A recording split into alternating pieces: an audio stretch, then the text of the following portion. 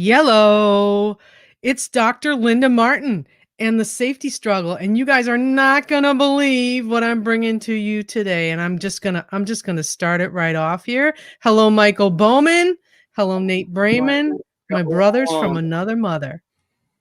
Hey everybody. What is happening? Hey. So you guys, we put up I put up and I coerced you into coming on my show. But I put up nostalgia as a theme, but I know from talking to both of you that we can use both of yous that we can riff on anything. And Nate, you mentioned relationships just before we came on the air. So I'm going to let you start off about why you were thinking about relationships. Well, it all started, I was taking a shower today. And I always have these, the shower thoughts, And I started thinking, and a song came on by the Cranberries called Zombie, famous song, everyone knows it. And I started thinking about archetypes and children's books and the things we were talking about last time. And I started thinking about how people behave and how the zombie is an archetype for a certain type of people or a certain type of person. And it's interesting because they don't really think for themselves. And then they tend to go after people with brains, right? They're just kind of like, oh, brains. And then they want to consume or destroy people who think for themselves. It's like, oh, why are you thinking for yourself? And It got me thinking. And then that somehow, shower thoughts, that somehow went to me thinking about the nature of any relationship, like any relationship you can imagine, whether it's a mother or daughter, mother, son, father, son, friends, a marriage, a boss and subordinate, any relationship, you basically have two paths. You can either use reason, follow the path of reason and reason with each other, which is what allows society to function the way it does. Or you can choose the path of force, but you can't do both of those at the same time. You have to choose one. They're mutually exclusive, right? And the relationship, what always happens in many marriages, for example, the healthy relationships are where people treat each other as equals. The unhealthier relationships are when one person enslaves the other. They kind of act as a tyrant, right? So those are two options in any relationship. And I was just, thinking about the relationships between people kind of being greedy or, kind of enslaving the people around them, trying to control the people around them. So that's how I got to that. That's interesting.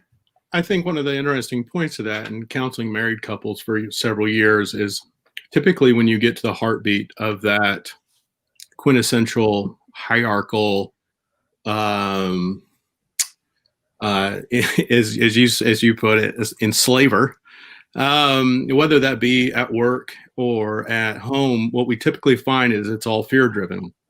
And somewhere in the deep subconscious recesses of that person's mind, there's fear. If you think about dogs, for instance, I'll never forget looking at a dog one time at a Humane Society facility in Polk County, Florida. And I'm a German Shepherd guy. Love German Shepherds, man. And got two big boys myself here at the house. One's 125 pounds, and he's just the snuggliest thing you ever seen. He looks scary, but he's not. We're looking over at this beautiful German Shepherd. Ears are up, man. He's sitting all straight up. Nose is level. And I'm like, that dog's awesome. I want to take him home. So I start walking closer, and the closer I got, man, he just kind of backed away all of a sudden. Then the next thing that he does is he starts to kind of pull his shoulders up. And then he starts to put his ears down. And then his next step is to huff. You ever seen dogs do that little huff? I've got one of those. Yeah. So you start to huff. Yeah. Well, kind of barking. I'm feeling anxious. I feel anxiety from this. I'm uncomfortable. Then the next step was a little bit of the teeth showing. And the next step is growling, then barking, and then completely freaking out. And I realized, oh my God, this dog is scary. And it's also very scared. Humans do the same thing. If I'm having a relationship or if I'm having an argument with you, Linda, I'm first going to be very, cohesive, or I'm trying to pull you along. And then, you're still not getting it. So then I get a little more passionate.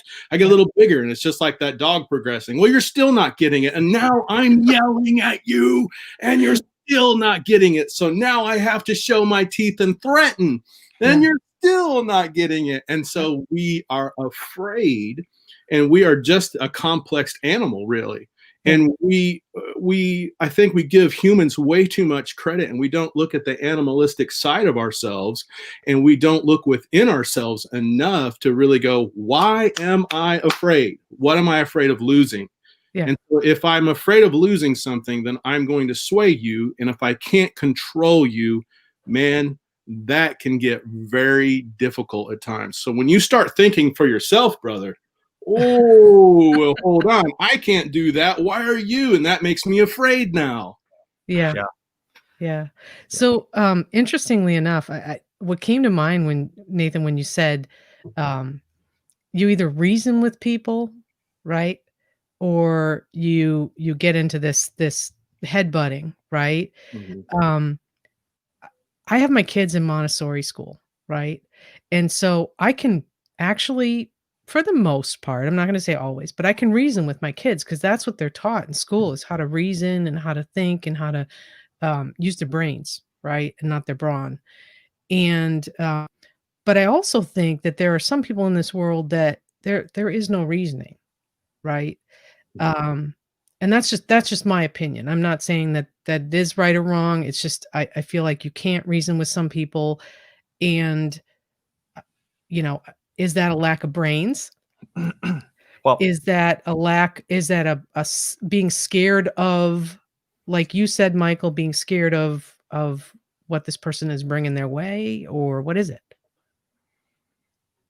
I think it's a lot of things, but I think and you could kind of theorize on what it is and what it isn't, and that's caters to the individual. It's just like what we do here at Bowman Legacies. We don't have a set plan of how to replicate and do things because every organization and every person is different. So we could theorize on why, right? Obviously, there's a fear method there, or there's a fear element always there.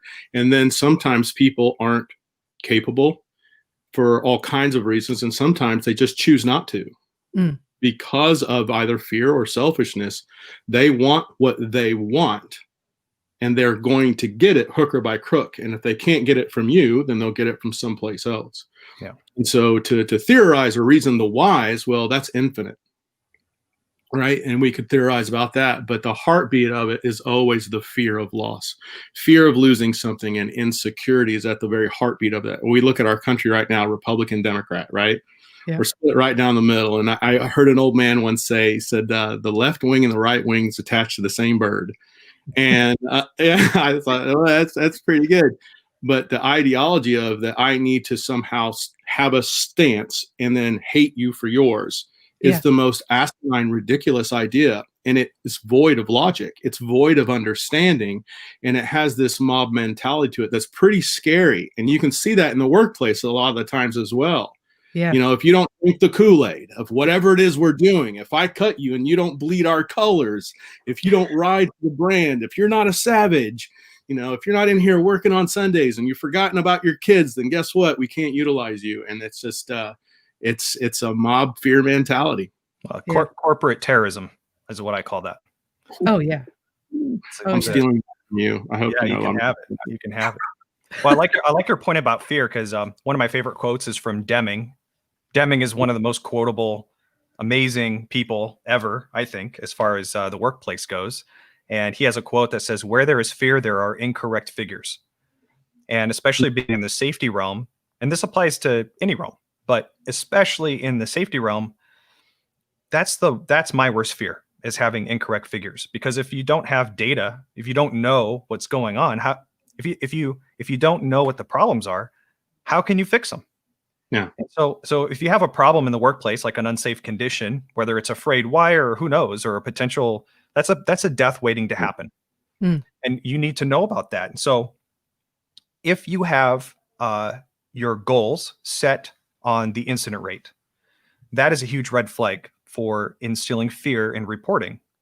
And that's bad because if they're not reporting, all reporting is a form of communication, right? It's just a way for them to communicate that something happened.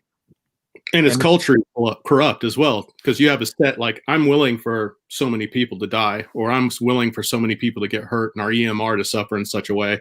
Mm-hmm. But this is our target right here. This is our goal.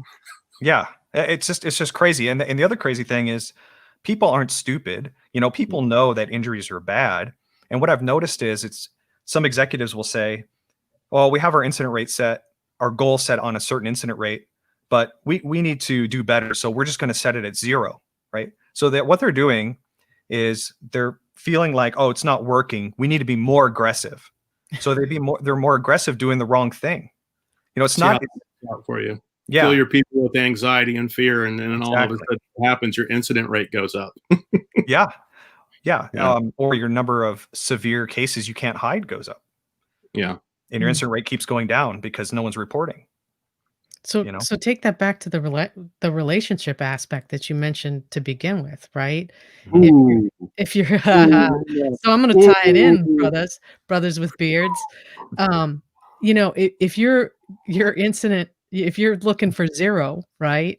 Yeah. And you're driving for zero conflict, 0 misunderstanding, 0 incidents between you of disagreeing, that's failure too, right? Because a wise person once told me, and I don't know if she's watching, that the truth that there are 2 sides to every story, right? And the truth lies somewhere in between. Mm-hmm. And it's generally not 50-50, right? And it moves, the target moves.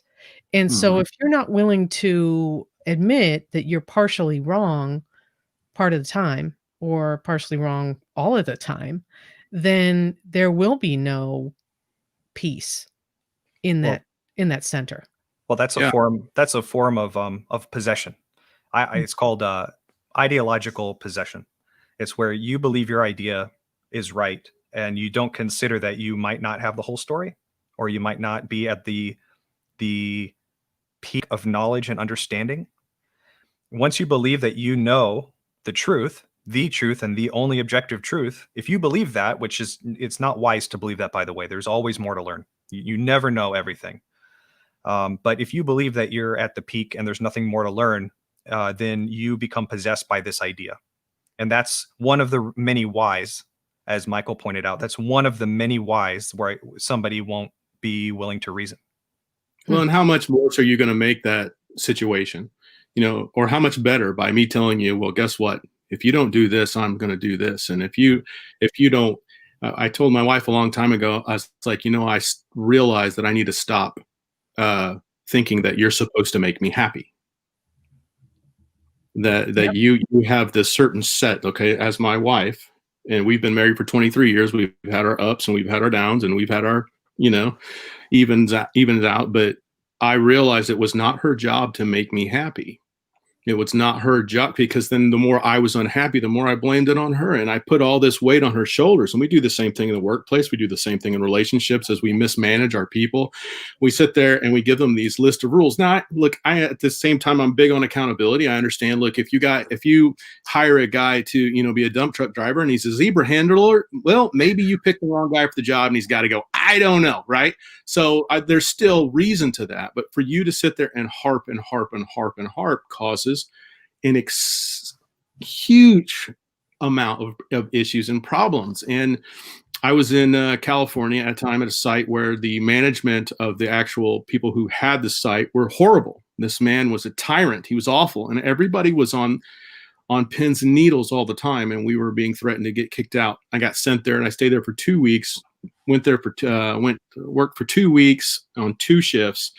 And there were 70 some people on the site. Well, towards the end of it, everybody was happy and everybody was glad. And our incident rate had went down and people were working safer and more fluent, more efficiently. And the only thing that I did while I was there was alleviate stress. Yes, I did absolutely change some things while I was there. I was like, okay, hey, look, this is not safe. Hey, this is not a good practice. Hey, let's fine tune this. But I came in such a way that I came to nurture, I came to love, I came to be whole, because I don't live my life in fear. When I showed up on that site, whether or not we got kicked off or not was not my fault, because I was going to give it my all. In a relationship, when you enter it in, thinking that person's supposed to make you happy, when you come in thinking that you have the upper hand and you're the male, or you're the head of the household and all this stuff, none of that works. I'm the manager. I'm the boss. You need to do what I say. And then you're asking people to go void of leadership or of logic. and Yeah. understanding, but I'm just supposed to believe you and you alone. This Right. doesn't work. But when you come into nurture, when you come into love and you realize that this is a 50-50 split, and like you said, Linda, that's going to ebb and flow at times, then you come in with this new understanding that you have a responsibility for their wellness as well. Yeah. Yeah. Yeah. And I mentioned many times on my show when I'm talking to guests about how, um, it's not all about the boss or the safety professional knowing everything or doing everything or enforcing all the rules or whatever. That there's always, at least on my sites, when I was boots on the ground, at least on my sites, there was always that kind of ebb and flow of, Mhm. maybe you know more than I do, or maybe I know more than you do, or hey, maybe neither one of us has all the story. And I try to bring that to my personal life as well. And Michael, when you were saying, people, it escalates, right? And Linda, why aren't you getting this? Well, that's like the story of my life, Yeah. right? It's Linda, why are you not getting this? Why are you not getting this? It's because people are trying to exert that control, Mhm. and I don't need the control, right? I mean, I'm ceding the control. You may have the control, right? And it's like, Linda, you're still not understanding. No, I've given it to you. You can have the power. I don't want the power. Don't want it. Control is an illusion. There is no such thing as control. The only thing that you have control over is your own emotions. And when you lose that control, you are out of control. Mm-hmm. When you have allowed a situation or a person to affect you in such a way that now your emotions are as such that you have lost control, you have lost control. They didn't make you, you allowed it to Mhm. cause you to become in such a state that now you are out of control. I did this all the time. I fought all the time. I fist fought all the time. And I had very good training on know how. So not only was I a hothead, I knew what I was doing. And what I realized, I was a very small human being. I was raised in a template of you're macho and you're tough. If you're tough and you can fight, then you're a man. But what I realized is that I had very few allies. And what I realized was that the more logic and love that I brought into every situation, the outcomes were always so much more divine. They were so much more beautiful, and they ebbed and they flowed so well. And I didn't get stressed out or a black eye, Yeah. or somebody else. And plus, on the flip side of that, I got a huge heart. And so there's someone who would be on the floor and I'd feel bad for him. And for days, I would pine over the fact that I hurt somebody because they made me do it. Well, they didn't make me do it.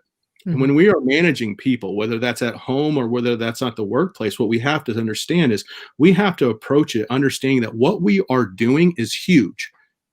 And we forget, we get bogged down with the bills, we get bogged down with the goal, we get bogged down with the management that's mismanaging us, and then so we mismanage, whether at home or in the workplace. And what we have to understand that those two places are the same place, that there is no work-life balance. There's just life. And if you're leading poorly at work, I guarantee you're probably leading poorly at home as well. And there is a balance to all of this. And that's just understanding what it takes to truly love and engage people. Yeah. Well, and doing that dispels fear, and then It does. it's sort of like, if your goal as a safety manager or a safety professional or anyone who cares about people, your goal should be to learn so that you can fix the problems. And you can't learn because we're not omnipotent. We can't be everywhere all at once. So in order to know what's going on, we have to communicate. We rely on communication so much. So I would implore, and this parallels everything you said, Michael, I think I would implore every safety professional to lay down piping, two-way communication, open up those channels for communication, and aggressively try to eliminate any of the barriers to communication. And the biggest one is fear. Yep. Mm. Totally agree. The difference between accountability. It's like discipline. We have warped that word in America. It does not mean what we have made it to mean. To discipline you as a child, I'm going to spank you. I'm going to ground you. I'm going to do whatever it is. I'm going to harm you. Discipline means, in the Latin, is disciplinos, which just simply means to teach, to train, and to guide. A lot of people have heard about the Bible, and there was a man named Jesus, and he had disciples, right? They were there to learn from him, to go into a discipline. When I was in martial arts for many years, and still, it is a discipline. It is a way of life. And so when we understand that, people are more able to come along with the ride when instead of me just sitting there whipping this thing, and beating you. It doesn't work. It's never worked. It will never work. Not in your home. No matter what you call it. You can so it went from discipline and the new hot word, the new hot term that people like to use, because now discipline's falling out of favor, and corporate terrorists like to keep their optics good. Optics is a big deal to these guys. That's the buzzword now, is optics. Well, I hear optics a lot, and I also now, instead of saying discipline, they say the word like accountability. Now it's accountability. Yeah, it's not discipline, it's accountability. Or Well, they'll use another word for it. We love to twist and change and wordsmith. But it is twisting, right? Because discipline is me disciplining you, right? And accountability is you're wrong. You're not being accountable. And therefore it's on you, it's not on me. Right. It's an us versus them sort of mentality. Right. And that's not, that again goes back to the tyrant versus the slave relationship. It's not an equal sitting. And I don't understand where we went wrong in corporate structure, where because one person is a manager of another person, that they can treat them as if there's some sort of like fascist dictatorship or something. I don't get it. Like, the point of a leader is to identify the best ideas, regardless of where they come from, and push them and promote them and try to promote good ideas. And it's like anymore, you get somebody coming out and saying these really obvious things about leadership. You get somebody saying something ridiculously obvious about what leadership really is. And then everyone's like, oh yeah, you're so amazing. You're so amazing. And I'm like, we are in a bad place if so many leaders are so bad that somebody just saying the obvious results in everyone thinking that there's some amazing. It's like, oh, treat your employees with respect. And everyone's like, whoa, Whoa, can I pay you $7,500 to come and say that for 2 hours? Oh, that'd be cheap. My leaders. Oh yeah, that is cheap. Yeah. Actually, I'm cheaper than that, believe it or not. me too. This is more of a ministry and a life than anything else for me. But I think it's twofold. It's the hierarchical view. It's millions of years old, right? You and I, the three of us, decide that we're more powerful than the group next to us, and we need their lands. So guess what? We run right over the top of them, and we get what we want. And then on the other side of that too, and I want to be very careful how I say this, but if I can convince you that you need me, and I can convince you there's a big boogeyman out there to achieve my goals, then guess what? I can get you to do anything that I want. And now officially you ride for the brand. Now all of a sudden you're a savage. Now all of a sudden you are the star employee, because now you're willing to sacrifice those things that are important for my dream and my endeavor. Yeah. And the moment you start to think for yourself and realize that big boogeyman's not so scary is the day I get rid of you. Well, one of the I've things been there. Yeah. Me too. Right. Yeah. All of us have. Yeah. Everyone has bad boss stories. Everybody does. I have a theory about how this happens too. I think people who are of average intelligence or above average intelligence, they know that they don't know everything. They recognize that, hey, there's always more to learn, and I'm not so sure I know the best way to do things. And so when there's a question presented or a problem presented, those people tend to take more time. They step back and they want to analyze. They want to say, okay, so what about this? What about that? It's sort of what procurement does when they're looking to put out or to get some service. They put out a RFP, and they get 3 proposals, right? Because they don't know who the best is. Right. They don't just jump to the first thing that comes down the pipe. They get at least 3, right? I think that's the best practice. Well, the same thing happens with thinkers. They say, okay, well, let's consider all these or some of these possibilities. But what ends up happening really is, unfortunately, is in these settings, these corporate settings, people who just see one path, they just jump on the first path that they can think of, that exudes confidence. And those are the people who get promoted up. And then what happens is that they tend to be insecure, and they have that fear creeps in. It can creep in from all these different places. But having a fear that, maybe, I'm not as smart as the guy under me, right? Yeah. And now you start this process of gatekeeping, withholding information, trying to maintain control over, to keep your job title because everyone threatens you. Yeah. That's how I think idiots rise to the top. Yeah, I think that's thousands of years old. You know what I mean? That's been the old template for many years. And I think there's always going to be people like us who are watching all the lemmings run over the side of the beachhead there and into the cliffs. And you're like, hey guys, this is kind of dumb. Yeah. Why are we doing it? And then you feel like the odd person out because now you become marginalized because as they're running past, they're looking at you like you're an idiot. You're less than, you're not good. And here they are, running over the cliff. And I think at some point that people who are aware and become, and I hate the term woke, but that you are awakened to some new knowledge, you have to be made of pretty stern stuff to stop your pace and stop jogging and stop and find a way out. And that's very hard. Yeah. But it's also very worth it. And so I want to encourage those that are listening that are agreeing with what you're saying, but at the same time, it's fighting sometimes. You're casting your pearls before the swine, the old saying goes. Well, what happens when you have a beautiful pearl that is your truth and you're holding this thing and you're marveling at how wonderful it is? You find it as precious and then you share that truth with a pig. What is he going to do? He's going to eat it. He's going to consume it. And then what ends up happening? It doesn't get digested and it ends up in a big pile of shit.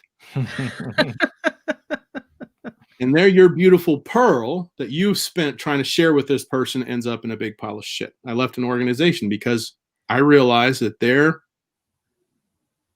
goals and their theories on culture and their ideals weren't the same as mine. We didn't share the same ideals.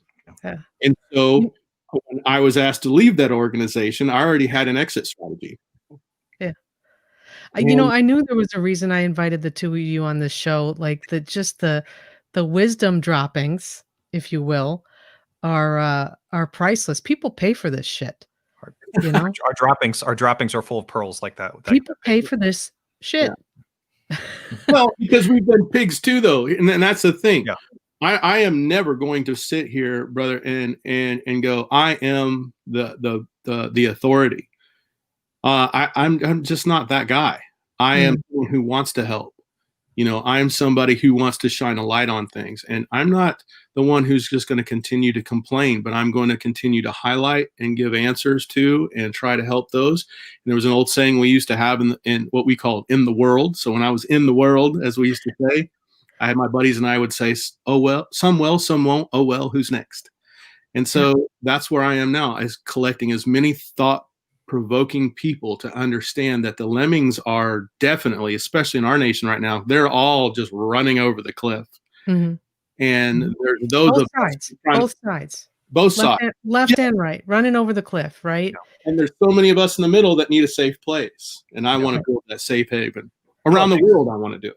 It takes courage to do that, to stand on, I mentioned this on the last time I was on with you, Linda. We talked about principles and practicality, and you have to start with the lens of principle, and you have to adhere to those principles. You have to identify who you are as a person, what your principles are, and you have to adhere to those things. And then you try to apply the lens of practicality to see, okay, what is principled and practical. And it's scary to stand on your principles sometimes, because sometimes you're going to be standing there alone and you're going to feel like the whole world's against you. And it takes a lot of guts to do that. What one analogy that comes to mind as to why it's important not to follow those lemmings and to stand on your own and to slow down and think is the Great White Fire. It's happened in the 90s, I think. The Great White Band was playing a show inside, and they had, you remember this? They had all these sparklers, and it was awful. Rhode Island, the night. Rhode Island. Yep. So that was a horrifying video. If you've ever seen it, it was tragic to watch that. But the people who survived, well, first I should say, most of the people went to the front doors, which is the way they came in, and they got packed into the door, and they couldn't get out. There were just a wall of people stuck in the door, and people were running up trying to pull them out, trying to get them unwedged from the door, and they couldn't get them to move. They were stuck in there so bad, and they all died from it. Yeah. Right. The people who survived were the ones that that said, okay, I'm not just going to follow everyone over here. I'm going to find my own way out. And there's some people going out windows, or some people that went out through the kitchen, through different directions. But, that is such an important thing to think for yourself. You have to do it. Always start with your principles, figure out who you are and what you believe, and adhere to those principles. That's the first thing. And it could save your life sometime. I think when you're talking personal, I think I don't want to say deeper, because I think what you're saying is very profound. But at the same time, I think when you're talking about your own ideals, you have to be, like Bruce Lee would say, be like water. And I'm not saying wishy-washy either, because you have to question the motives of your ideals. But for me, as a person of faith, I was spoon-fed my whole life. I'll be completely honest. I was spoon-fed a rhetoric, and in many ways that was absolutely wrong and hateful. And I have watched it produce some very rotten fruit in my own life. But then when I started to question myself and my own motives, and it started here instead of looking out, I started here. And when you start here, seldom are you going to be a lemming, because you're too busy looking here than to follow everyone else. Right. My daughter is 16, and my oldest is, and she's not the typical 16-year-old. She's an intellectual at 16. The girls that she is around are very into boys right now. They're very into, whatever the most popular group is, and she's into collecting vinyl. Yeah, you would love this girl. And she's an amazing human being. She has a right cross that would knock you out. Absolutely. And it's hard when you're that person. But when you start to work on yourself, the crowd becomes very quieted. And what you realize is you're standing alone, and they've ran off the cliff, and now you stand in the field alone. This is a good kind of alone, not a bad kind of alone.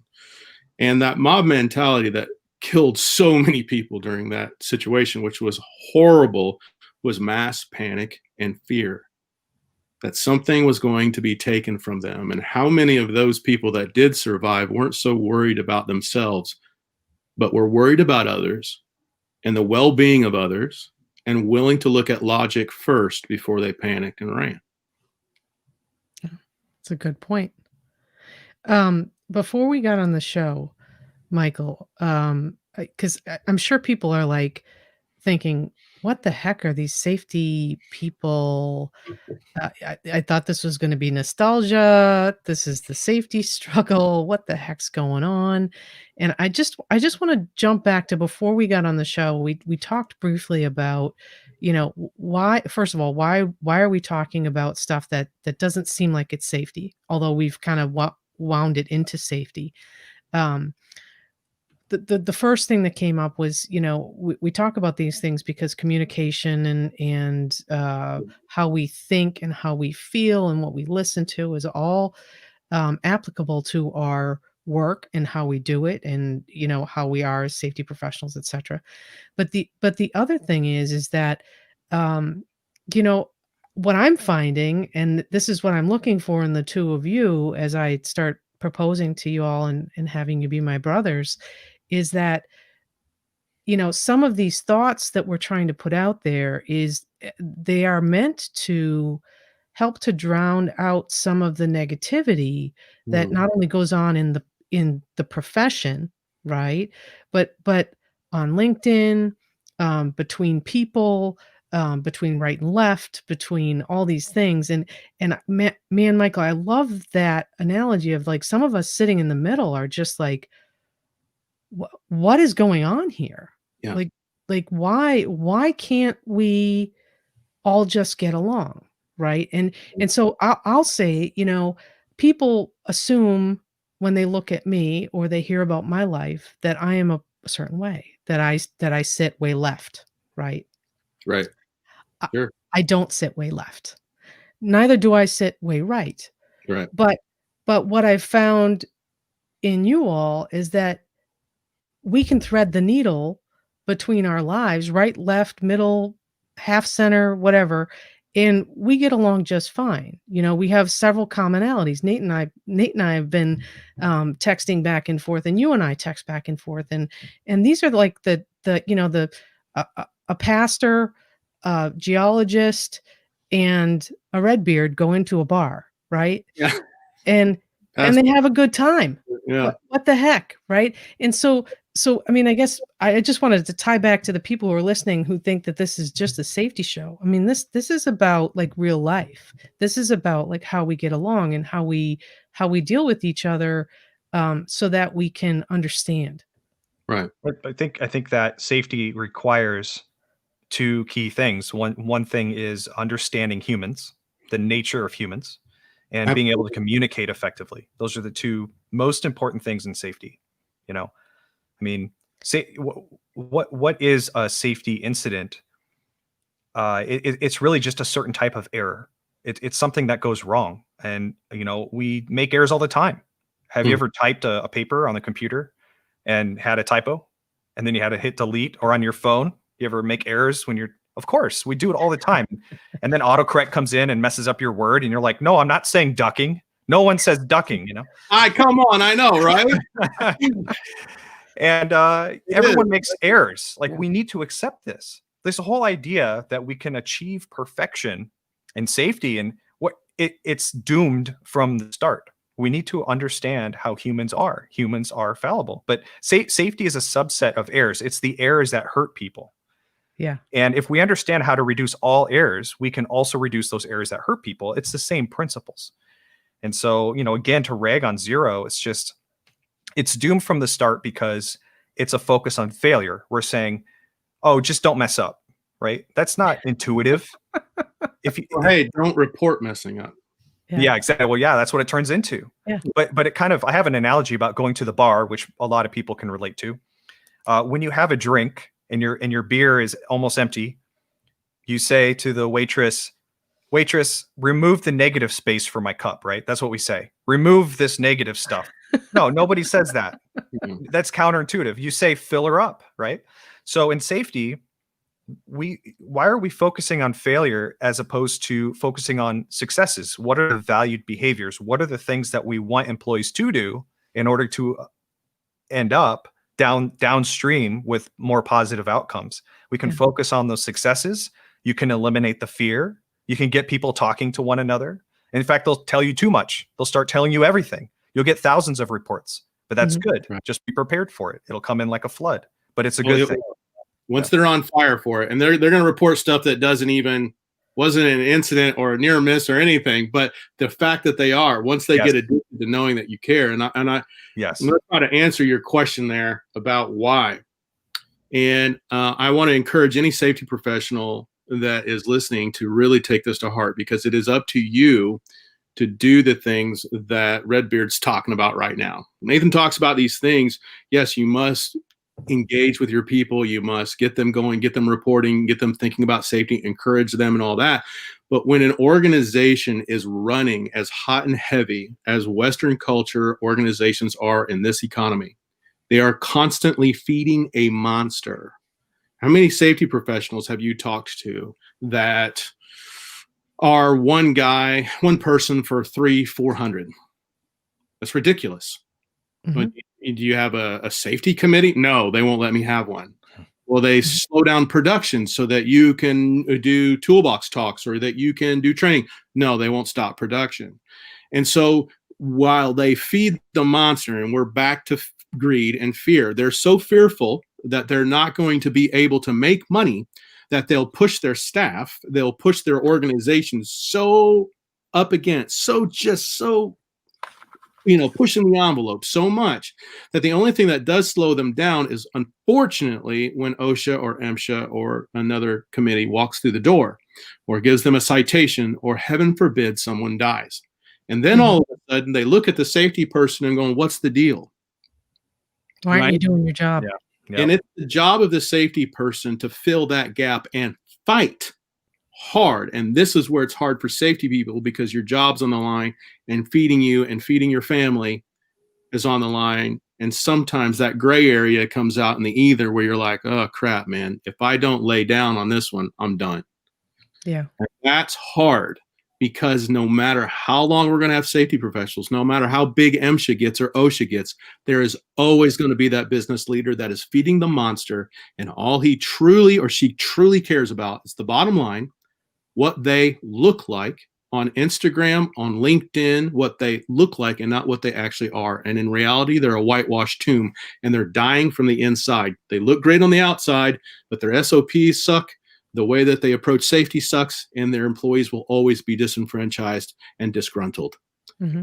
And so, how do you how do you feed the monster? How do you fill that hole? I think it's the way that we all are talking about, is that you learn to lead with your heart, yep. be open, be, instead of saying, fill the negative space, bring the positive, right? And people talk to you. And if you are that one person for 300 or 400, even if that's unfair, and that should never be, right? You can fill some of that space, some of that negativity, with your ability to communicate and to show your humanity, and to be able to have people come to you as opposed to you going to the 400. Yeah. It's about sharing your heart and expecting someone to stick a fork in it. That's me. You know, I remember in high school, I didn't get in a lot of fights then. It wasn't until I got, legal drinking age where I became a real moron. But and just slightly before that. But anyway, I remember being in high school, and there was a kid named Tony. Tony was poor. Tony was covered in cigarette burns that he did not put on himself. And Tony was a bit of a bully. And I remember had fought at a local dojo, and I had soundly beat a 3rd-degree black belt. And though he knew how to do forms perfectly, and his form was perfect, the guy could not fight. And so I beat this guy. He was a man. I was 16, and he was, I think, 30. And so at 16 years old, I'm doing this, and I'll never forget Tony picking on me in PE. And my first instinct is like, you know what? In front of the whole school, I'm not popular. I'm going to cream this guy, and I'm going to be popular. Right now, here's the moment. Everyone's going to stop picking on me because I'm going to knock this kid out in the gymnasium. And then I'll never forget what happened. He told me he was going to hit me for something. I can't remember what. And we're out there playing, and something came over me, and I did something very counterintuitive. I said, go ahead, hit me. Now, look, I'm getting hit 5-6 days a week. Yeah. I'm getting hit by a guy that I watched dismantle a bronze medalist from the Olympics. And so my trainer was a phenomenal fighter named Neil Dickinson out of Michigan. My point to all that is I let Tony hit me, and he hit me in the chest, my strongest area. And I laughed, and I said, did that make you feel better? And he said, yeah. And I said, well, why don't you do it again? And he hit me again. I said, did that make you feel better? And he said, yeah. I said, why don't you do it again? And he kind of looked down, and he kind of hit me again. I said, did that make you feel better? Tears welled up in his eyes. He said, no, it didn't. He said, that did not make me feel better. And guys, I mean, that at Wells, telling you that, I watched a life change very early in my life. And after that, I'll never forget, it was cold in the gym. I was cold. He saw I was rubbing my arms, and he said, hey, I got a sweater. And this kid smelled like cigarettes so bad. Oh. And I was like, God, I don't want to wear that sweater. But he came in, he bought it, ran right in, and he wanted to help me. So I wore the sweater. And we would play this kickball game. We called it speedball, where you also kicked the ball and creamed each other with it. And it was a blast, Yeah. And there was a kid in line in front of me. And I'll never forget. Tony grabs this kid and throws him down. It's like, here, Mike, you get in line in front of me. So he's trying to be nice, because he realizes that I let him hurt me. I let him stick a fork in that heart of mine. Yeah. And I watched him in wisdom, and I helped him through something new in his life. Yeah. And we have to do that as safety professionals. We have to do that as leaders, both in our families. Your kids at one point are going to, the proverbial, I hate you. Well, they don't hate you. And you have to be able to be there and go, did that make you feel better? Yeah. Why don't you do it again? Get it out of your system. Yeah. Now let's move forward. Yeah. I still love you, right? Yeah. It's okay. It's okay. I still love you. Mm-hmm.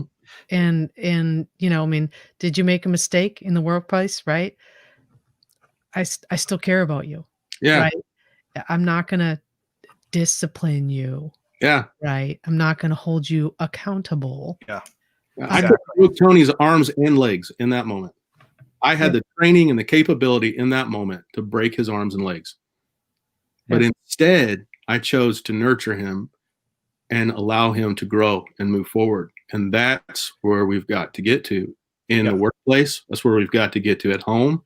As leaders, we have got to put our egos aside enough to understand that now is the time to move forward. I talked to a business leader today that he's lost some business culture. They've grown, and they're worried. You know, some bad things have happened and they need help. And the biggest thing I told him, I was like, this is going to hurt you. I want you to know as I come here, and I tell all my clients this is going to hurt, because you're going to hear people say some things about you, particularly as the leader and the president of this organization, that it's going to hurt. And I'm not going to withhold that from you. And we're afraid of pain in this country. We're afraid of pain. We don't work out. We don't live the lives that we want to live because we live in fear, and we avoid pain at all costs. We would rather watch Netflix than work out. We'd rather play a video game than actually have a real adventure. We want to be nerfed. We want to be safe. We want to protect that little heart of ours. But the fact is, that's not living. That's not life living. So do you guys know Leonard Cohen? Right? That there's a crack in everything, and that's how the light gets in. Ooh, right? Yeah. And that's like his biggest quote from one of his songs, but that's true, right? It's got to get cracked in order for it to grow, right? The Grinch even, right? In order for him to grow, he had to have, some sort of major life happening. And I mean, you're talking about Cindy Lou Who here. The same thing happened to your friend in high school, your enemy turned friend in high school, that in order for his heart to grow, he had to experience the pain of someone else, right? And to be okay with that, and to stand in the moment, to stand there in the moment, and for you to be with him while that happened. And so I always think of, when I'm hurting, or when somebody says something shitty to me, or, I watch people eating each other alive on LinkedIn, or in our profession, that, I think, yeah, this hurts, right? But that's how the light gets in, right? It hurts for people to say things, Nathan, like, all these leaders. I mean, if you're watching leaders in the safety profession, right? If it hurts for somebody to say, stop spewing your bullshit, right? Stop spewing your words that you all use, and looking for medals and awards and all these things. If that hurts a little bit and it puts a crack in it, then that's good, because then you're going to grow, and hopefully we won't be going culture, 000. Yeah. What was the one that you had there? Well, what did you say? There was a term you had that I didn't ever heard before. What? Me? My term? Yeah. Nathan. Was it accountability? No. Where there is fear, there is incorrect figures? No, there was a term that you had used that they're using now that I don't remember it. What was that? Oh, optics. Optics. The optics are bad. Yeah, it's all about looking good rather than. You guys are amazing. Well, I think the spirit of love, right? The spirit of selflessness versus selfishness, right? It's just they're polar opposites, right? A selfish person is the opposite. I shouldn't say a selfish person, because we're all a mix of good and bad. We've all messed up, and you shouldn't throw people out with their bad ideas, right? You should be able to separate a person from their ideas, and then throw out or ignore the bad ones, and then pick out the good ones, right? But I think that the spirit of love can overcome the spirit of fear, and and that's how I interpret the story that Michael told, was that this guy was acting out of fear because he was tormented by his parents. Sounds like abused. And so then, you kind of broke through some of that, I think, with the way that you handled him, and it's interesting because my favorite archetype, and I worked this into the main character of my children's book, is the phoenix. And I even have my tattoo right here. Just get it. This is a phoenix right here. I think the Phoenix is amazing, and it symbolizes learning because transformation, because learning transforms you. As you learn, the part of you that was wrong or operating on poor information, now you have better information because you've learned. That part of you dies off. It burns away. And yes, it's scary. Yes, it's painful, often very painful. Mm-hmm. But then that's how you're reborn. That's the whole point of it. It hurts to do it, but it's necessary. You have to do it. It's transformative. Right. I think the biggest thing, though, you will be lost in it if you love and love and love and don't love yourself. Right. You're going to end up wearing yourself out, and that's the key component. You must first love yourself. Once you first love yourself, you know how to love others, because no one's inside your head as much as you are. No one knows the hateful rhetoric and the ignorant things, and sometimes the real batshit crazy stuff that goes on inside your head that scares even you, if you be honest. It's like, why the hell am I thinking that? Yeah. Stop. Yeah. Well, going back to learning and communication, one of my favorite programs, or leading indicator, if you will, is I call them NMHRGCs, Near Miss Hazard Recognition Good Catch. So if you abbreviate, it's NMHRGC, and plurals S, NMHRGCs. It's just easier than saying Near Miss Hazard Recognition Good Catches every time. But so good. You have this. It's all it is like opening the door, saying, report everything to me. I don't want to just know after someone got hurt that there's a problem. I want to know ahead of time. So if you have a good catch, you say, hey, that could hurt somebody. I want to know about it. If you recognize a hazard, I want to know about it. If there's a near miss where you almost got hurt, I want to know about it.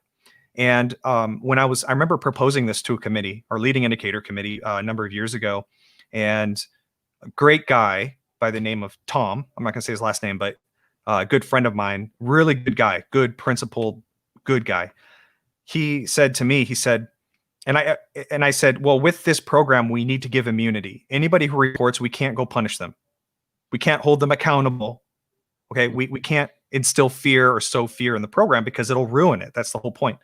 And it was he was just thinking out loud. He says, yeah, but won't employees who violated a policy, won't they just use this to get immunity, to get away with doing something?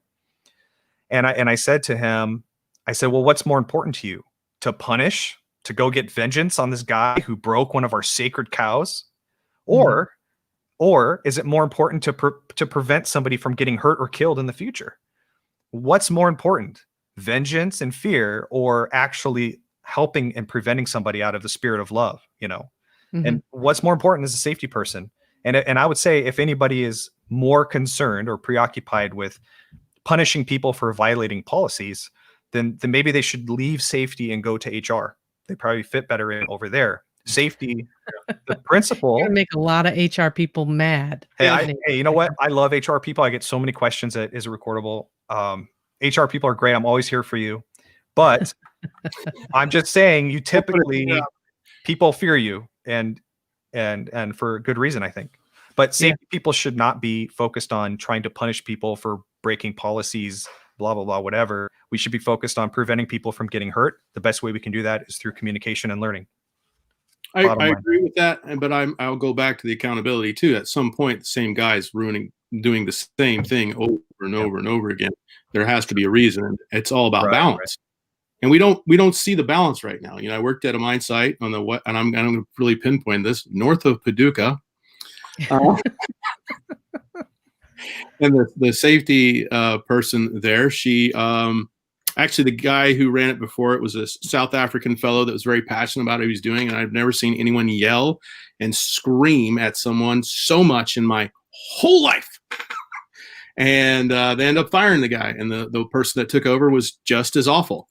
And I think that we have to have that balance, and safety people can't be telling operators what they can and cannot do when they don't know how to operate the piece of equipment or what the piece of equipment can or cannot do.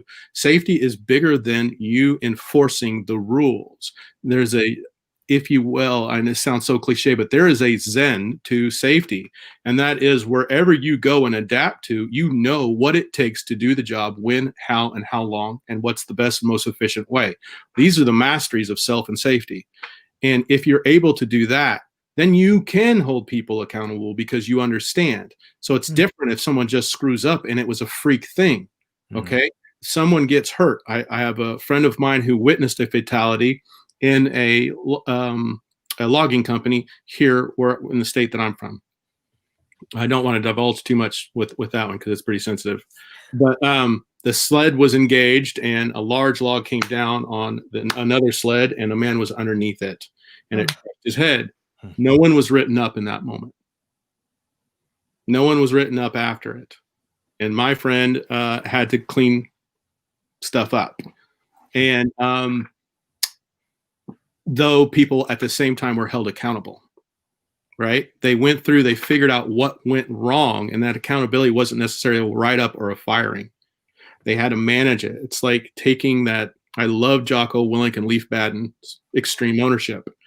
To some people, it's controversial, but taking that personal ownership over the decisions and the choices that you made, especially in a situation where someone is getting hurt or in a safety situation. That's what safety people need to breed, that kind of mentality where people are going, hey, I did that. I did that. And that's why. Now, blatant disregard is completely different than anything that we're talking about here. Blatant disregard where someone's gotten hurt because of someone's blatant disregard for the rules. And if you're able to prove that that person's corrosive, they need to go. Yeah. And there's a difference between a mistake and someone just saying, I'm not doing that because I don't want to take the time. I don't agree with the policy. I don't this. And then someone gets hurt. Well, that's a different story. Well, that, and that's one of my questions about why is safety not more involved in the hiring process?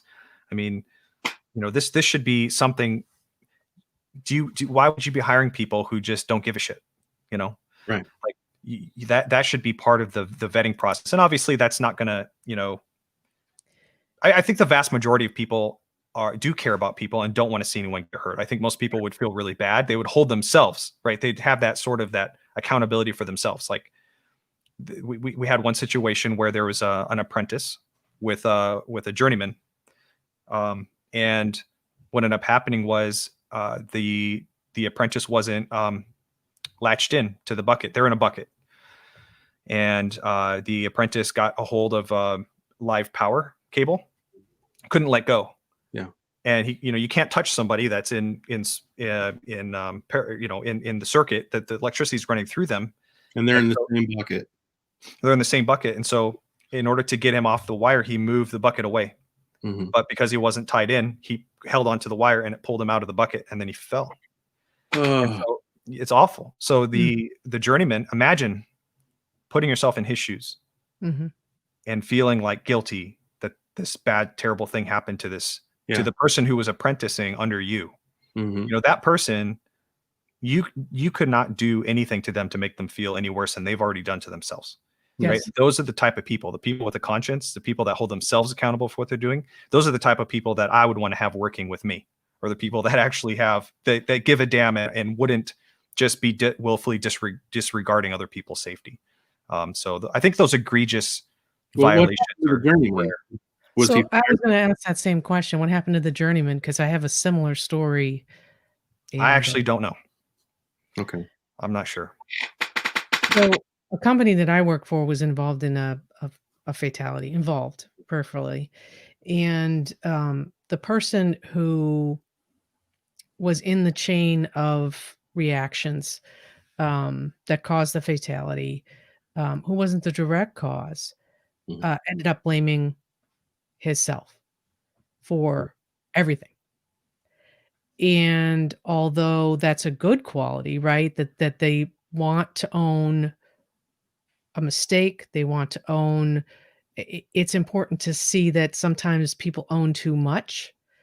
And I agree this person, in this case, this person stopped doing that job, even though they were good at the job and they were conscientious and they were selfless enough to say, I was in this chain. They took all the responsibility and left completely. So sad is that there was nothing in place to restore him and the hurt that he was obviously going through, like your journeyman. What was in place for grief share in that moment? I think what's horribly wrong with the whole system is we love to have someone to blame. You see this in all kinds of areas, every area. We love to have somebody to pinpoint and go, that's the person that did it. That's the person that's wrong. And instead, I think we're looking at that counterintuitively because the whole system is wrong. It could have been anything that made him touch the live wire. You know what I mean? There could have been a faulty part in the machine that no one saw. The bucket dipped. He tipped, tried to catch himself. There's just obviously he made the connection, and what happened. And it's awful. But there's always that quintessential moment where we just have to have somebody to blame. And we absolutely have to be able to pinpoint it instead of the leadership going, you know what? I wonder if this has had something to do with us. How does this point back to us? How does this point back to how we trained? How does this point back to our task training? How does this point back to the way we are bringing people on? Something that you said, brother, bothers me is like, why aren't safety people a part of the hiring, more part of the hiring process? I'm going to take it on a deeper level. Why do we have to have safety people at all? We have to have safety people because we're moving so fast forward. We're not willing to train our people well enough to do the job in a safe manner. Safety shouldn't be a separate thing from the world or from the rest of the job. Yes, I think we should have safety trainers. I think that we should have safety people, but it's one and the same. Doing the job and doing the job safely should not be two different things. Yeah, exactly. This is the way that we do the job. Well, that's the big buzzword, right? Culture, culture, culture, right? We've got culture. It's like, if you had culture, you wouldn't have to run around saying you have culture and saying that the safety person is the culture police. Right. When everybody has a culture. And it just may not be a good culture, but I mean, like most people are like, we've got the best safety culture that there is. Well, if you've got to say it, like with anything, right? Like I'm the most beautiful woman in the world. Yeah. If I've got to say that, then there's a tiny little bit of doubt that perhaps I'm trying to convince you that I'm the most beautiful woman in the world, or that Redbeard has the reddest beard. Well, you have the best pipe. Pretty fabulous. I'm just gonna say, it is pretty red. So it is good. Yeah, he's the reddest beard in the world, right there. Right. That's right. Well, so, I agree with Michael what he said. I think that the system, it's a problem with the system how we have it set up, because what ends up happening is the reason I think a big motivator for finding someone to blame is because that person, the VP of operations or whoever it is, or that safety or maybe that manager or that director of operations or whoever it is that's responsible for completing that investigation, it's because somebody got hurt, that indicates there's something wrong. Yep. And so what they want to do is that they want to have good optics for their boss, and they want to say, hey, I've dealt with this. I fixed the problem. Yep. And the easiest way to do that, which is usually not the right way, the easy way and the right way are usually not the same things, is to blame somebody. Then what you can do is say, hey, we found the problem. This guy screwed up. We fixed it and done. And then he can show his supervisor that he's dealt with it, and then everyone can move on. Yeah. And it's really just an obfuscation of blame. It's like, I don't want to take the blame, so I'm going to blame that guy. Right. Well, because insurance company, I don't know how much insurance you guys have dealt with. I've dealt with a lot of insurance companies in the last 10 years, and they want answers, right? And they can choose whether or not to cover you if your answer is good enough. So how many times, if you'll shame the devil, tell the truth, did you pencil whip one of those reports? Because you had to make it look good to the insurance because your boss asked you to. Well, conflict of interest. It's a conflict of interest. It's like, make it look good. Yeah, it's optics. You want to look so you can get your incentive payouts, and putting safety. That's another thing I've been a big advocate for, is that if I'm looking to apply to a job, one of the things I want to know is where do I report? Where am I in the structure? If I'm the head of safety, who do I report to? If I report to the director of operations and not the CEO, and the director of operations has a goal based on the number of recordables or the number of accidents, vehicle accidents or whatever, there's a conflict of interest there. And it's going to cause problems between safety and that director, because he's not going to want you to classify things that are going to hurt his goals. And you're basically saying, we don't want to know. if there's a problem in the workplace, we don't want to know about it. And then that's what gets people killed. It is. You know, I had a boss that with a drilling company that I worked for that could quote you the CFR. Yes, he could. And he was as instrumental in me. And that's part of it too. Some of the governing bodies are just bogus. Their inspectors are just out there to write paper, and that's it. And, you know, that's a whole nother story altogether. You know, they're not there to help. It's a mess. But imagine that our government's made a mess out of something. But he knew the CFR forward and backward. Now, I went to work for another company, and the president of the company openly said, I know nothing about safety. But here's the thing. You don't ever see anyone in the UFC that fights at that level that says, well, I don't know how to kick anything. I just wave my arms out. And what are you going to do? What's your jiu-jitsu? What's your ground plan? How's your ground and pound? I took wrestling in junior high for a year. My record's 1-0. Really? Okay. No jiu-jitsu. No Muay Thai. Well, Muay who? I've eaten Thai. Love it. Good stuff. That guy's going to get creamed. And unfortunately, we have a lot of business leaders that are able to get loans, and they're able to have backing, and they're able to have money, but they're not able to have enough heart to really lead.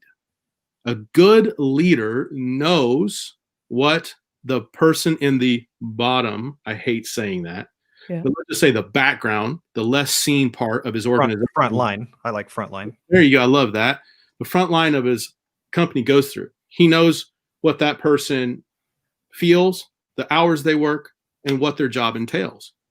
And so therefore, when he's making decisions higher up, off the battlefront, off the front lines, when he's I was just going to say, can you apply this kind of to the military, Nate? Yeah, he can make decisions based on knowing what that soldier, that unit is going through, right? And too often we have these people who love to show at the site, and I have said this for years, in Ray-Bans and skinny jeans. I had a guy land in a helicopter one time, come out in penny loafers. I didn't know they still existed, but they do, by golly. Yeah, they're back in. What, did he have pennies in them? I was not that close to him, but yes, he had penny loafers on, and no hard hat, no safety glasses, no nothing. Walked around the site for a little bit, got in his helicopter, and flew off. And so that hierarchical view of leadership says, well, I don't have to know to make money. I'm here to make money. And so what we're talking about is two different things. We're talking about more of the zen of life, or the holistic view of life and safety, and it applies in either way. The holistic approach to leadership and legacy, and whether you're building a good one or a bad one, no matter what you're doing. But there are too many people that see the template of wolves on Wall Street, and they want that. They want to look good, but they don't want to be good. They want to make good money. They want to be in the good places. They want to eat at the good restaurants. They want to eat at the head of the table. They want to laugh and look great and have a following on Instagram. But when it comes to actually being genuine leaders who have to do the things no one else wants to do and get in the highways and the hedges of their organization, to get in the mud, they're not going to do that. And so therefore, this thing we're talking about will never change, because it cannot change in the middle. If you got the snake, it's not going to change from the middle. It has to change from the head. And that essentially is the problem. One of the things that I always ask employees when I'm talking to them, regardless of what organization they're from, I like to say, well, how often have you seen the CEO? Does he come down and greet you? Does he talk to you? Does he come out and engage with you? And if the answer is no, I've worked here for 10 years and he's never come by, right? That's a red flag. Mm-hmm. And at a lower level in the organization, safety supervisors. A lot of organizations will have territories, geographic areas, and they'll assign a safety supervisor to each geographical area to make sure that they've covered all locations. And I like to ask, well, do you know who your safety supervisor is? And if they say, oh, I don't know, who's that? We have a safety supervisor, right? Oh, that's a bad sign. And then I measure communication. Right? So if you could have the best leadership in the world with the best ideas, I shouldn't say best leadership, but the leadership with the best ideas, and they know what they're doing, but they don't actually effectively communicate those ideas out. Mm-hmm. How is the information getting to the front line? And if they just assume that trickles down through the organization, does it really? And how well are they communicating those things out? Which is why I think, a big part of safety is marketing, learning those principles of marketing to get those ideas out. That's another big part of it, which is really just a fancy word for communication. Yeah, well, Nate, you just described the schoolyard game telephone, right? Yeah. This guy tells that guy, tells that guy, tells that guy, tells that guy, and that's not communication, because by the time we get to the end of the line, it's something completely different altogether, Well, in right? the Marine Corps, we would have a muster at 0800, and what would happen is the CO, the CO, commanding officer, would say, "We're going to meet at 0800," and then his direct reports would say, "Okay, we have to be there 15 minutes prior." Right, 7:45. And then their direct reports would say, "Okay, the meeting's 7:45. We need to be there 15 minutes prior. So we're gonna be there at 7:30." And by the time it got down to me, right, when I'm just 4 a.m. a private, right, when private first class Braymen over here, I show up at 6 a.m. because I have to be there 15 minutes prior or whatever. And then we're They're waiting. still in their racks. Yeah, the CO shows up an hour later, and I'm like, damn, look at this guy. He shows up an hour late to his own muster. What the hell's going on? He's on time. He's on time, yeah. Yeah. Interesting. So, you guys are amazing. Can I see your pipes, please? Not these. The Can you tell the story? These are both Mikel Bowman originals. Yep. Yeah. So I used to smoke cigars, and I had a pretty cool hookup to get pre-embargos and Cubanos anyway, even though anyway. So even so, they make me sick as a dog, and I love the ritual of smoking something. So I started smoking pipe. I don't smoke it as often as I used to, but yes. So the pipe that you have is actually my first pipe that I've ever had, and I enjoyed it for many years. And then I actually have what's called a parson's pipe, or a preacher's pipe. It's about that long, and cool. I used it for a long time. It's actually an antique. It came from my wife's grandfather, who had a pipe collection. But awesome. yeah, it smokes so smoothly. It's just great. But it's an antique. It's like, did you inherit that from Gandalf? Oh, I don't have it right next. That's what he had in the movie. It's like this really long. Yeah, it's a long one. So it's just like Gandalf's in a way. And then this bad boy I bought. I got a really nice bonus, and so I bought this a couple years ago, and it is a phenomenal. Just paid a little bit more, just a little more. Yeah. But I love the fact that you guys are connected prior to me through your pipes. Yeah. And I have to say, when Redbeard held up his pipe, it was almost as red as his beard. And look at it was made for him. It was made for matches. him. Yeah, we're like kind of comment, and I sent you a hat too to give away, because that's always nice. In our industry, a hat is better than a handshake. So I had a brand new hat, so I sent that. But man, that pipe, and for me, it's like I don't know, when I intentionally have to sit down and smoke my pipe properly, I actually have to shut everything off, which I'm not good at. And my wife always tells me I don't know how to relax or to rest. And so this actually makes me stop what I'm doing, be intentional on how I pack it. And I use Dunhill, which is my favorite tobacco. I use coin tobacco in it, and it makes me just shut up for a little bit, put this in my mouth. So what this is, you're telling me that what you just described about having focus, shutting everything else off, that's just a form of meditation. It's being present in the moment. It is. And I think that's a superpower. That is a superpower. So people call me the Flash. And I'm not, and it's not because I run really fast, right? Because I actually have too much drag. I can't go that fast. You know how it works. Yeah. I do. Yeah. I run to get the mail, because it's cold outside, and I'm like, whew. But the door. yeah, exactly. Tripping over my beard. But focus is a superpower. That's something that when you can shut down everything and focus on one thing at a time, you can get so much done. And I can get what another person could get that would take 8 hours to do within just a couple hours, because I can focus. So it's definitely a skill worth practicing. Yeah. Well, unfortunately for me, I'm a big procrastinator, so I have to do in 2 hours what other people do in 8. Yeah. Um, You know what? Well, That's probably not. That's not a negative thing because, and I always talk about this. People say, I'm this negative, negative, negative, negative. It's not negative. That's part of your power. That's where you function and optimize in the best place is in that place where, hey, you have a short time and you have to push hard. So your focus is laser beam and you're actually able to perform at a higher level. And that works for you. You know, Yeah. in a world where focus is taken away from us in every way, shape, or form, constantly, this thing is nagging at us, you know, with all the different platforms and everything else, and us trying to feel important because we got 600,000 views on something. Yeah. We lose focus on what's really important. And we also lose our ability to sleep well. We lose our ability for our digestion to work properly. We lose our identity in a lot of ways, and we lose the ability to have this conversation like we're having right now. And so anything that can draw you to draw focus and cause you to meditate in a way and to focus is a beautiful thing because we're being trained more and more not to have that skill. So I will share with you one more thought because we're kind of running over into Pedro Maciel's fireside chat time. Oh, And he's gonna be on his page doing his fireside chat. He maybe already is. But one of the things that came to mind as you were saying about screen time and, how we've lost focus in, meditation chances, etc.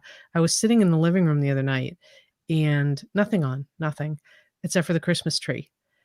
And my wife came in and she said, "What are you doing?" I'm wrapping this I'm you I'm wrapping weirdo. this back to nostalgia, right? yeah, right. I grew up in the '70s, right? Right. And my mom used to because we didn't have screens, right? We had 3 channels and sometimes one of them worked. Yeah. And you Um, were the remote control. yeah, and I was, "Get up and change the channel for your father," Click. right? And, so, anyway, so back to nostalgia. I was sitting there in the living room and I was sitting there and the tree was on and everything else was dark. And she says, "What are you doing?" And I said, "I'm looking at the tree." And she said, "And?" And I said, "That's it." And I think I floored her like in that moment because I'm that same person where I'm doing like 5,000 things at once and nothing at once and everything at once and I'm not a good meditator and I'm not a good focuser, but I was sitting there and I was thinking, when we were little kids in the '70s and there was not a whole lot to do, that was the kind of stuff that we did was sit and watch the tree, and in that moment, it was so peaceful to do that one thing, Yeah. right? Like it is for you, Michael, when you pack your pipe and you sit and smoke your pipe, and it relaxes you and it brings you back to that the time that Mhm. that occurred, but also beyond the screens and the Yeah. people texting you and people asking for your time and people, pulling at you from all these different directions, and including your family sometimes, right? Yeah. And, just one more thing that, we touched upon this, that it's okay sometimes to be selfish with those moments, Yes. because without those moments, you can't be good for somebody else. You must care for yourself. And that's was where we went to earlier. You've got to find this place where you love yourself. And it's not like I love myself. Oh, you know, it's not it. It's not what we're talking about. But I remember several months ago, I was very stressed out, full of fear, very freaked out about life and where it was going and where it wasn't going. And I'm very impatient. I want my organization to be so much bigger than what it is. Yep. And I live in the woods, so I'm a man of the woods. I've hunted my whole life. I've grown up, you know, with respect of nature and understanding it and growing with it and not against it. And Mhm. I went out on my acreage and I walked out into the woods and I'm just pacing back and forth. And then I was out there for about 20 minutes, and all of a sudden, I noticed there were birds and the wind. And I realized that the 20, 30 minutes that I was out there that whole time ranting and raving and trying to figure things out, I could not actually hear those things. I couldn't, and they had not changed. They had been going on this whole time. And all of a sudden I could feel the wind on my face that had been blowing the whole time. Mhm. And then I was like, okay, I need to stop. I need to love on me. And I spent time there just breathing and just smelling the air and being intentional about looking around and enjoying what I was seeing. And of course, it wasn't long that that day was one of those days where I saw a couple eagles. We have a lot of eagles in this area because we're close to a big river. I saw a coyote that day. He ran about 50 yards from me, didn't know I was there. And all that stuff is always happening around you.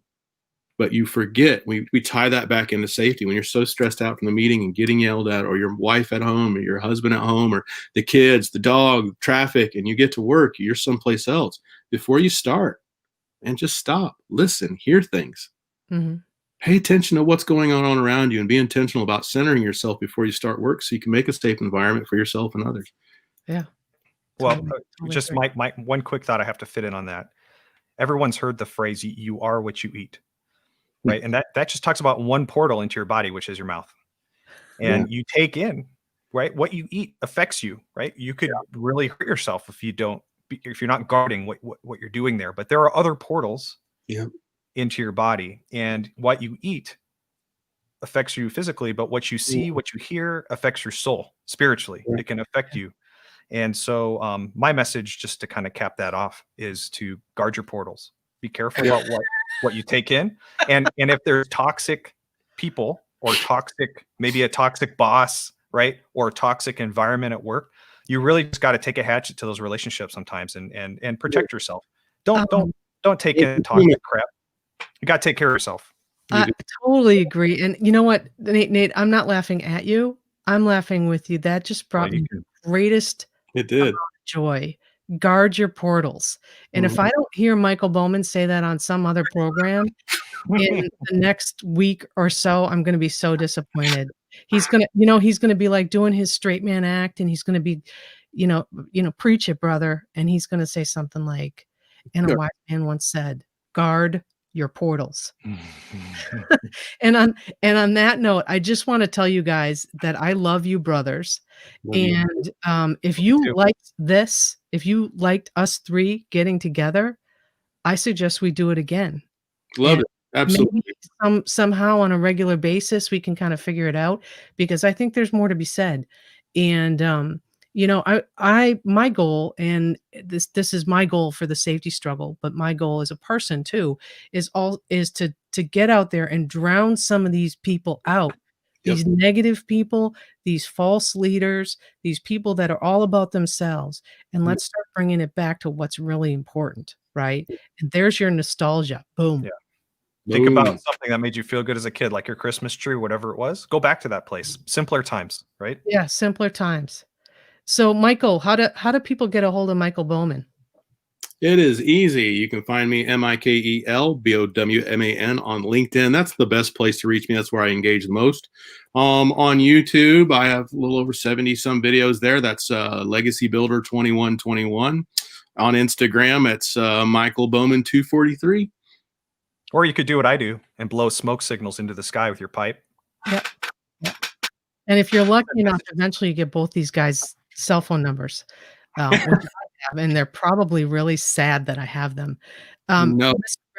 Mr. Redbeard, how do they get a hold of you? Yeah, the best way to do it is to stop by my website, isitrecordable.com. There's a chat feature in the lower right-hand corner. When you chat there, it comes to my phone. So you can get a hold of me easily that way. If you ever have a question, and I get messages all the time, hey, is this recordable? What about this? And then some other questions, other people just stopping by to say hi. So come by and see me, and check out the website. That's the best way to do it. Or, directly on LinkedIn. That's fine too. Awesome. And everybody else, you know how to find me. I just pop up in your feed somehow, some way, someday, and I post incessantly.